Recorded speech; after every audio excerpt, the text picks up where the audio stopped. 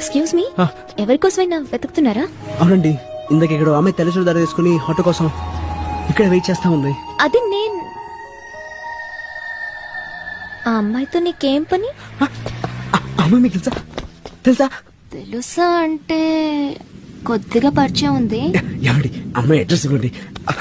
ఎక్కడ ఉంటుందో చెప్పండి ప్లీజ్, రాసుకుంటాను. హలో, తనతో నీకేంటి పని? అంటే నేను అమ్మాయి చాలా క్లోజ్ అండి. అబ్బా, యా. తనెక్కడుంటుందో కూడా తెలియనంత క్లోజా?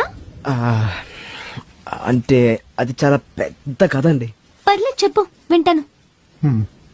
సంవత్సరం క్రితం నేను ఆ అమ్మాయి చాలా డీప్ గా ప్రేమించుకున్నామండి. కానీ వాళ్ళ నాన్నున్నాడు చూసారా, పెద్ద డకోట అండి. డకోటా?